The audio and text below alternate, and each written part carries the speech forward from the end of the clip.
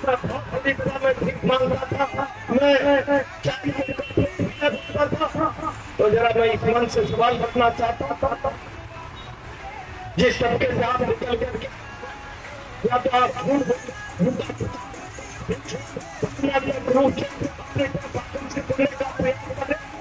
और आप उसी वर्ग पर आए हैं इस हिंदुस्तान साल की योजना क्या किया है आपने पिछले वाले के जीवन में मुस्लिम वाले के क्या किया है आपने सड़क पर भीख मांगने वालों के लिए, क्या किया है आपने सड़क पर मजदूरी की धाम बैठा हुआ व्यक्ति जिसे दिन की मजदूरी मिलती है तो शाम का चूल्हा जलता है, मजदूरी नहीं मिलती है तो शाम को धुआं नहीं, पेट में भूख की आग चलती। बताइए आप हिंदुस्तान प्रधानमंत्री के एजेंडे में गरीब आदमी गरीब आदमी को कैसे गुमराह किया जा सकता?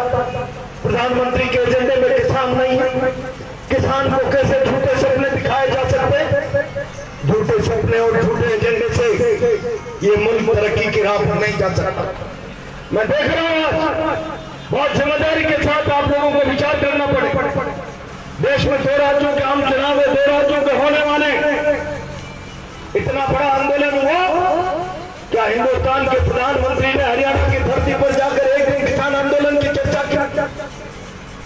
क्या कश्मीर की धरती पर जाकर एक दिन किसान आंदोलन की चर्चा की?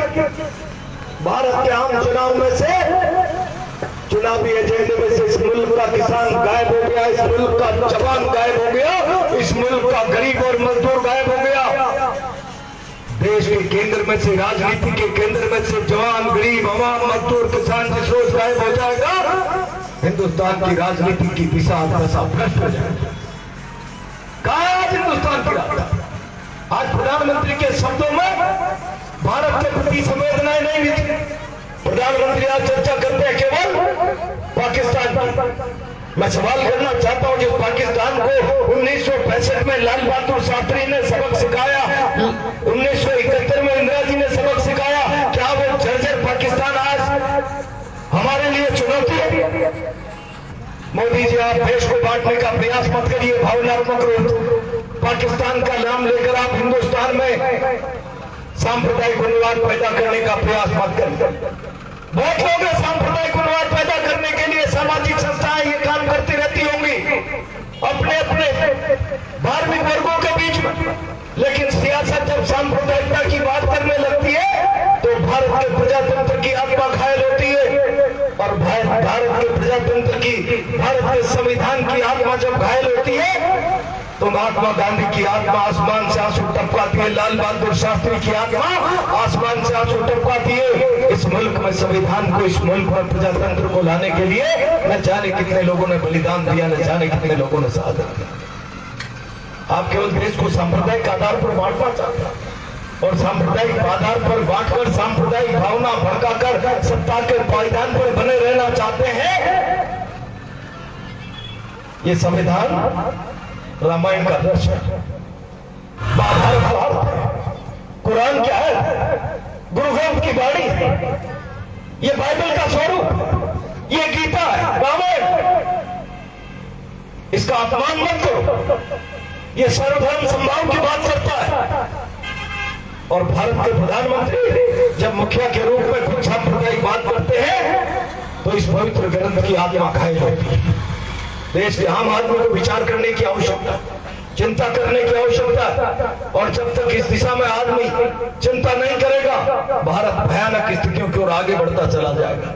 और इसके लिए कोई जिम्मेदार नहीं, इसके लिए जिम्मेदार है जिस सत्ता को आपने दिल्ली के तख्त पर बैठाया, और अगर वो सत्ता जिम्मेदार है तो फिर उसके लिए जिम्मेदार हम हैं जिन्होंने इस सत्ता को बनाने का अपराध। और इसीलिए आज 2 अक्टूबर के दिन गांधी जयंती और शास्त्री जयंती के अवसर पर हम न्याय और इंसाफ मांगने आए हैं, तो हमारे मन में ये भी बात होनी चाहिए, किसान का दर्द केवल शब्दों में है, भारत सरकार के एजेंडे में नहीं है। भारत की सरकार किसान के प्रति संवेदनशील नहीं है। ये पंजाब हरियाणा के किसान आंदोलन में हमने देखा है। भारत सरकार संविधान की बात करती है लेकिन लोकतंत्र में आस्था नहीं है। सियासत का मुखिया, चाहे प्रधानमंत्री हो चाहे गृह मंत्री हो, शब्दों से सांप्रदायिक उन्माद पैदा करता है। ये 2 अक्टूबर गांधी जयंती का सबसे बड़ा अपमान है। आज भारत को इस अवसर पर संकल्प लेने की आवश्यकता है। हम भारत में समरसता कायम करेंगे, गांधी जी के सपनों का भारत बनाएंगे, और ये तभी संभव है जब सियासत से सांप्रदायिक उन्माद और भाषा बोलने वाले लोगों की उदाई हो। यह आंदोलन भी समय साथ का साथ पूरे मुल्क में वैचारिक रूप से चलता रहना चाहिए। इस अवसर की आप सबको बधाई, शुभकामनाएं। खड़े थे, अगर सारी की सारी देश की कांग्रेस उस मुद्रा में चुनाव लड़ लेती तो पूरा देश इस बार करवट बदलना चाह रहा था, पूरा देश करवट बदलना चाहता था। मैं आप लोगों से केवल इतना कहना चाहता हूं, देश बहुत बदल रहा है।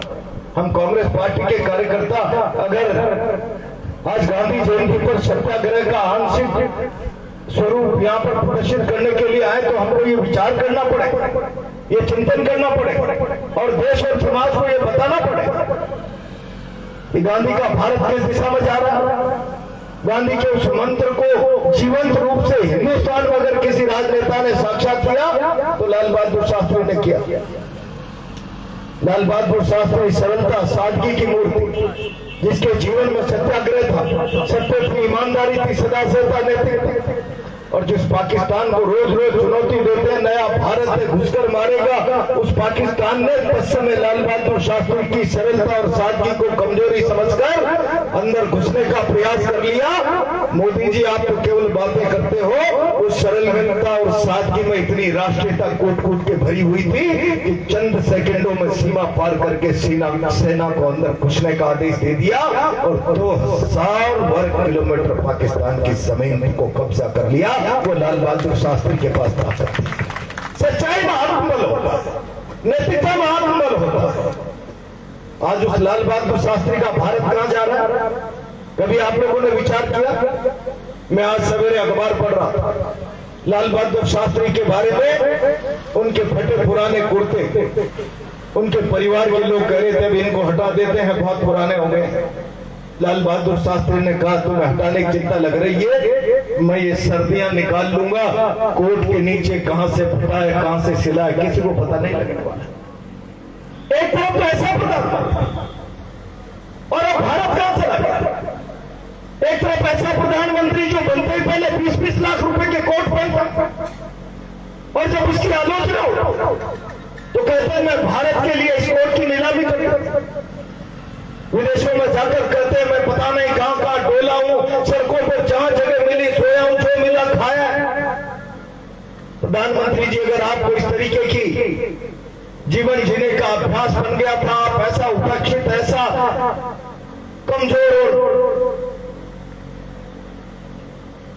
दुर्बलतापूर्ण जीवन जीते थे,